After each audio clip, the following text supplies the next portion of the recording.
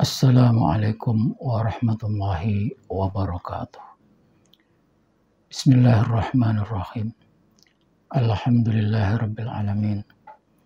Allahumma shalli ala sayyidina Muhammad wa ala alihi wa sahbihi ajma'in, amma ba'd. Saudara-saudaraku sebangsa dan setanah air yang saya muliakan dan saya banggakan. Semoga kita selalu dalam keadaan sehat walafiat, bisa menjalankan aktivitas dengan sebaik-baiknya dan memperoleh hasil yang sebaik-baiknya pula. Amin Allahumma amin. Kiai Haji Syukron Ma'mun, ulama expire, fanatik buta, bila nasab Ba'alawi, cuma modal katanya. Saudara-saudari dan sahabat pejuang kebenaran, sejenak saya mengajak untuk menyimak pernyataan sesepuh Kiai Haji Syukron Ma'mun yang fanatik buta. Kiai yang ketinggalan info keilmuan modern, kiai yang sudah expire, tidak mengikuti era spesialisasi ilmu, tidak mengetahui teknologi modern, dan kurang memperhatikan keahlian bidang-bidang khusus. Dalam nasab, kami lebih percaya kepada Kiai Haji Imaduddin. Dalam bidang matematika misalnya, kami lebih percaya kepada Guru Gembul.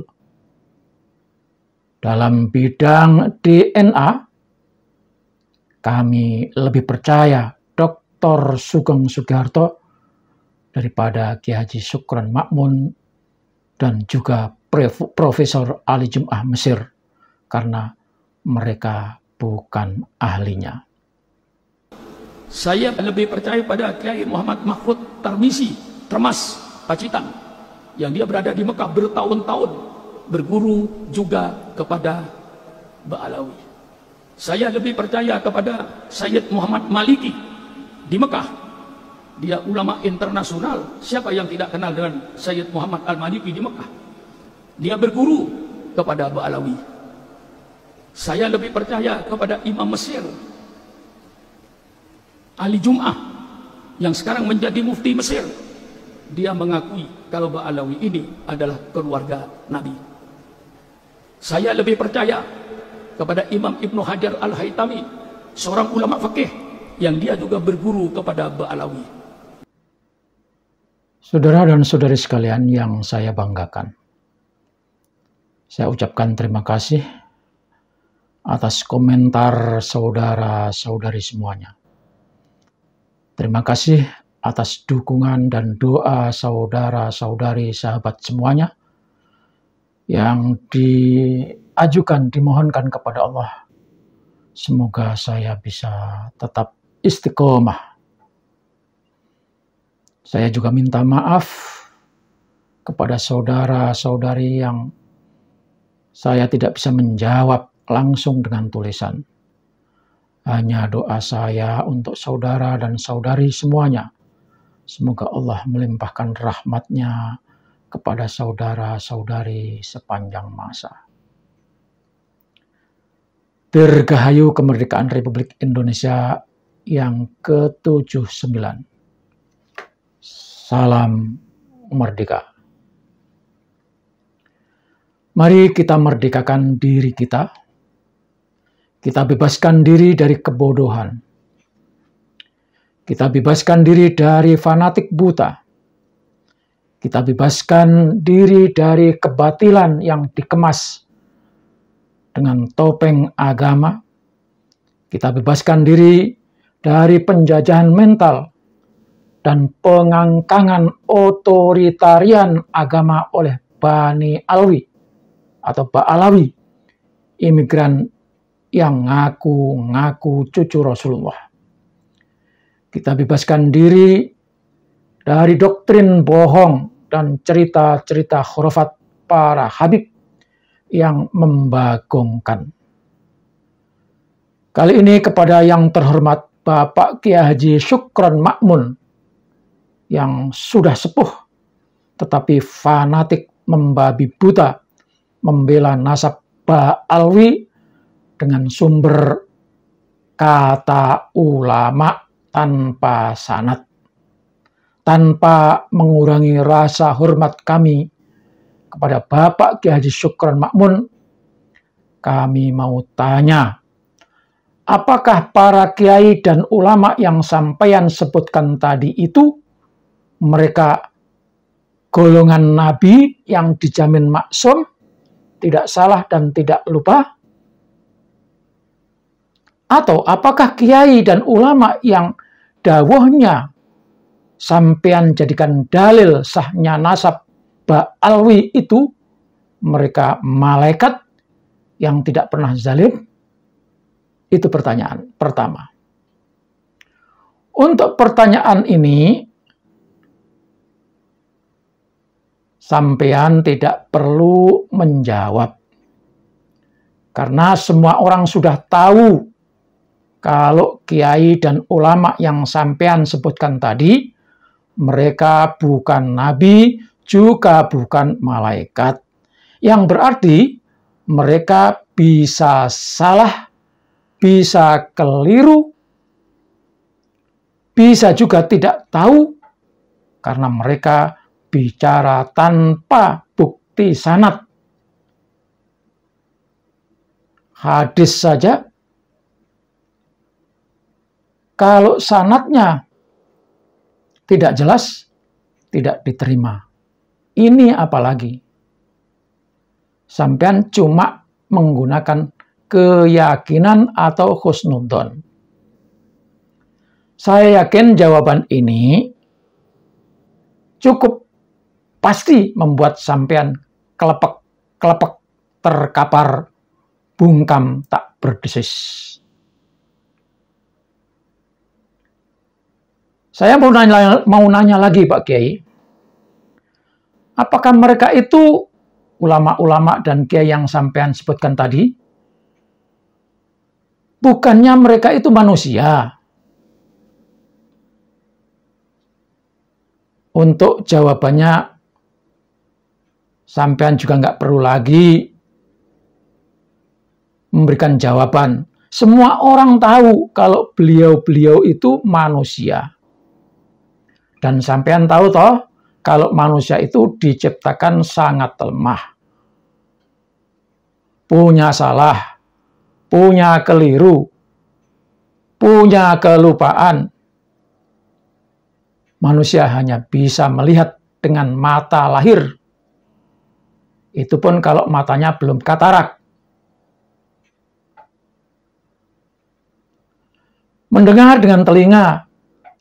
Itu pun kalau telinganya tidak ada congeknya. Manusia hanya bisa merasa dengan lidahnya. Itu pun kalau tidak sedang kena flu atau penyakit lainnya yang membuat rasa hilang. Manusia hanya bisa meraba dengan tangannya. Itu pun kalau tangannya tidak terkena stroke. Ada kekebalan atau kebas-kebas di tangan. Manusia hanya bisa menghayal dengan nafsunya. Itu pun kalau pikirannya tidak sedang konslet. Manusia hanya bisa berangan-angan. Itu pun kalau masih sehat mentalnya. Manusia hanya bisa menghasilkan interpretasi dari apa yang dia indra tadi. Dan interpretasi itu sama dengan tebakan. Tidak pasti. Kiai dan ulama yang sampean sebutkan tadi, kalau cuma menyampaikan tebakan, ya sudah pasti tebakannya benar jawabannya menurut mereka. Dia yang menyampaikan tebakan, dia yang akan menjawab tebakan. Pasti benar menurut mereka. Sama persis dengan tebakan-tebakan dalam dagelan atau stand-up comedy. Stand-up comedy yang menyampaikan tebakan kepada penonton atau audiens. Pasti jawaban para penonton nggak ada yang benar. Yang benar, ya jawaban yang disampaikan oleh komedian itu sendiri. Dan pada akhirnya, para penonton pun memberikan aplaus. Kur, oh ya, tertawa penontonnya. Jadi pembenaran Mukibin itu sama dengan pembenaran penonton di dalam stand up, di mana stand up itu adalah dagelan yang disampaikan oleh ulama atau kiai yang bikin tebakan tadi. Pasti benar menurut mereka. Saudara sekalian, manusia punya potensi salah dalam menebak suatu perkara. Manusia punya potensi salah dalam meyakini suatu perkara dunia. Nasab itu urusan dunia, bukan urusan akhirat. Walaupun nanti akan berefek di akhirat. Tetapi nyatanya Al-Quran juga menyatakan, nanti di hari kiamat itu tidak ada gunanya nasab-nasab itu. Jadi nasab itu adalah urusan dunia yang tidak cukup diinterpretasi menurut khayalannya sendiri, ditebak menurut tebakannya sendiri, tidak cukup diyakini atau dihusnudzoni. Itu soal nasab. Nah, Habib-habib yang ngaku-ngaku sebagai cucu Nabi atau dzurriyyah Rasul, apalagi Ahlul Bait tadi, yang diragukan kebenarannya, itu sama persis sebuah produk Yahudi. Orang-orang Yahudi itu kan membuat perusahaan lalu memproduksi makanan atau minuman, obat-obatan, atau kosmetik. Pokoknya adalah produksi yang dibuat oleh Yahudi, di mana produk itu diragukan kehalalannya. Ada keraguan dalam kehalalannya. Apakah di situ mengandung babi atau minyak babi? Diragukan. Maka untuk mengetahui secara persis produk tersebut harus dilakukan pengujian di laboratorium. Nanti akan diketahui kandungannya. Apakah di sana ada unsur babi atau minyak babi, lemak babi? Itu diketahui dari hasil uji laboratorium. Begitu Pak Kiai. Sampean kan tahu perangai Yahudi. Masa gitu aja mesti diajari guru SD? Apakah Habib-habib itu keturunan Yahudi atau keturunan Nabi? Itu bisa dilakukan dengan tes DNA-nya. Ya, dia lakukan di laboratorium sama dengan produk tadi. Kalau sampean percaya golongan darah sampean apa? Pernah kan Kiai lakukan tes golongan darah? Hasilnya aja ketahuan. Tahu sampean percaya? Masa sampean nggak percaya golongan genetika? Ini catatan Allah Kiai. Inna nahnu nahyil mauta wa naktubu ma qaddamu wa atharahum wa kulla syai'in ahsaynahu fi kitabim mubin. Apalagi kiai dan ulama yang sampean sebutkan tadi, mereka hanya ahli agama. Kalau orang menyebut ahli agama berarti dia ya tahu Al-Quran, tahu hadis, fikih, pokoknya ilmu-ilmu agama, bukan ilmu terapan. Bukan ahli fisika, mereka bukan ahli sejarah, mereka bukan ahli purbakala, mereka bukan ahli biologi, bukan ahli kimia, bukan ahli filologi, bukan ahli genetika, bukan ahli nasab. Jelas. Maka boleh jadi mereka yang alim dan alamah di bidang agama itu, tetapi kalau mereka bicara olahraga misalnya, kami lebih percaya kepada guru SD yang mengajarkan olahraga. Kalau kiai dan ulama yang alim dan alamah tadi berbicara tentang senam kesegaran jasmani, maka saya lebih percaya guru senam daripada ulama dan kiai yang sampean sebutkan tadi. Artinya, kalau kiai tadi bukan ahli dalam bidang nasab, bukan ahli dalam bidang DNA, maka dalam hal ini kita tidak percaya apa yang dia katakan, apa yang mereka katakan. Begitu Pak Kiai. Ada pertanyaan lagi Pak Kiai. Apakah mereka tahu ulama-ulama yang sampean sebutkan tadi? Ada wujud makhluk yang bernama Ubaid atau Ubaidillah yang tidak diketahui selama 550 tahun. Tahu mereka? Orang yang hidup di tahun 345 Hijriah. Dalam soal ini, sampean gak usah repot-repot cari jawabannya, Pak Kiai. Saya khawatir jawaban sampean nanti malah ditertawakan pitik, diguyu pitik. Sudah, Kiai.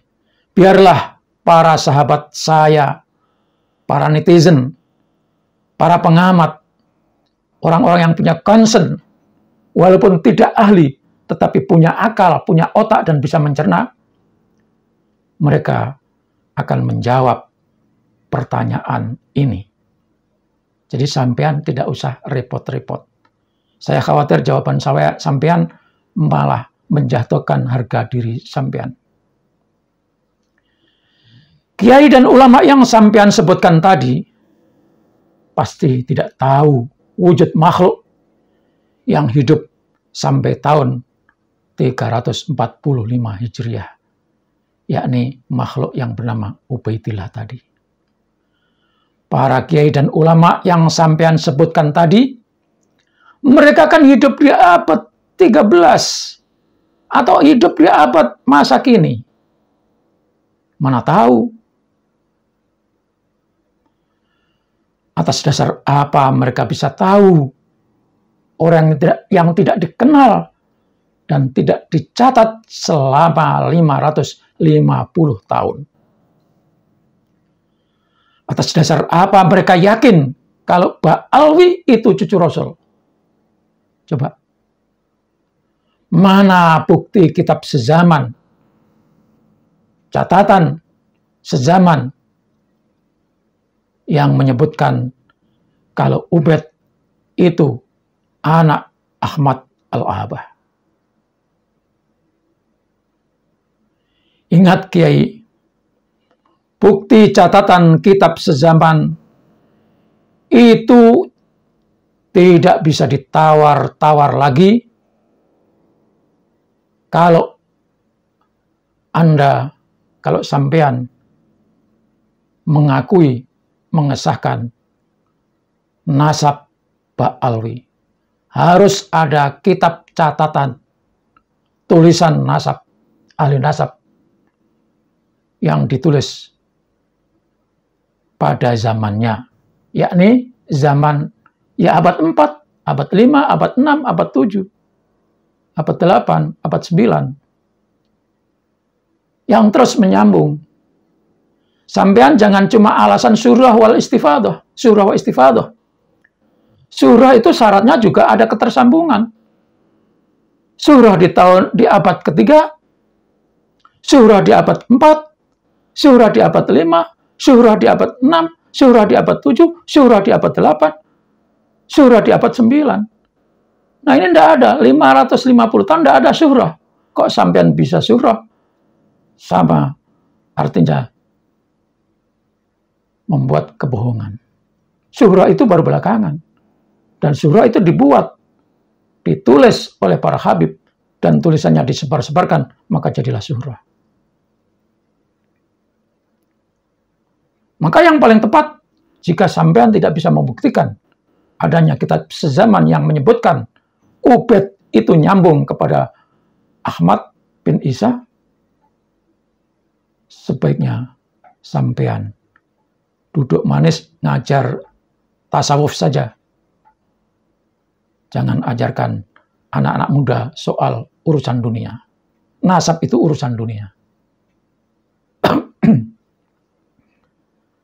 Jangan lagi sampean beralasan kalau kiai dan ulama tersebut adalah wali-wali Allah yang bisa melihat dengan mata batinnya, yang bisa tahu sesuatu melalui imajinasi, penghayalan dan penggambaran,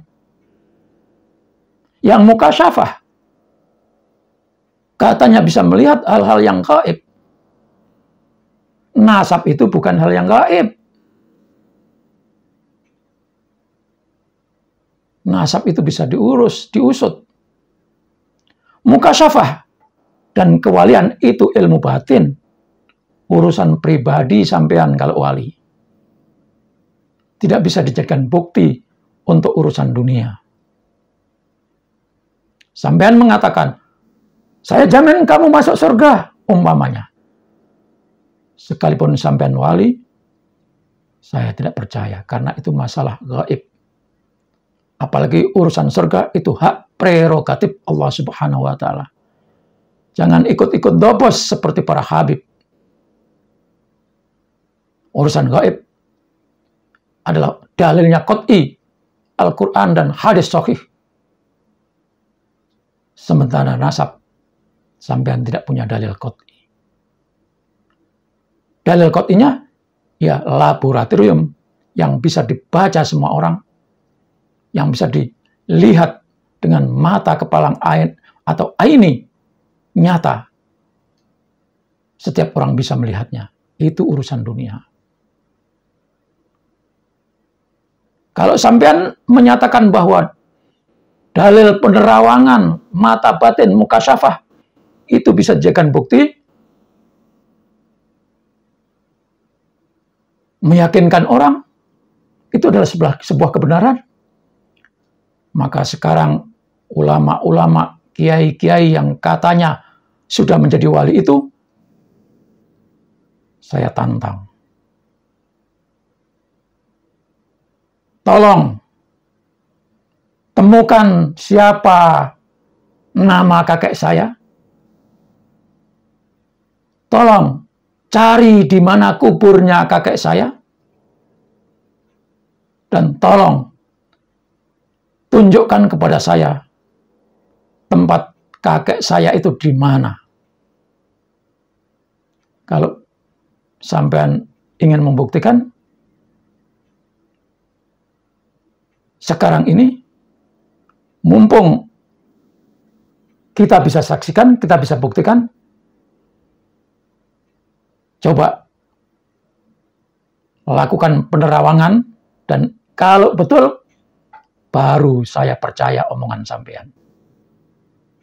Saya ulang lagi, tolong, saya punya kakek, namanya siapa, matinya tahun berapa, dikuburkannya di mana, kasih tahu saya. Mumpung saya masih punya bukti dan saksi. Tetapi kalau memang 1000 tahun yang lalu datuk saya, di mana orang sudah tidak tahu semuanya, lalu sampean akan mengatakan, oh datuknya kamu Kang Kiai, namanya ini, mati tahun sekian, kuburnya di sini. Itu orang sudah tidak bisa membuktikan secara ini, itu namanya sama dengan tebak-tebakan tadi, sangat mungkin orang akan percaya. Tetapi ini urusan dunia, tidak bisa. Harus sampean buktikan. Harus dilakukan penggalian. Melibatkan ahli purbakala, karena itu nanti akan dilakukan uji laboratorium sudah berapa lama orang ini diwakafkan, dimakamkan. Begitu Pak Kiai. Kiai dan ulama sekalipun bertarif atau bertaraf internasional, kalau bicara tanpa fakta dan tanpa bukti yang bisa diuji, itu namanya menebak. Dan tebakan itu bisa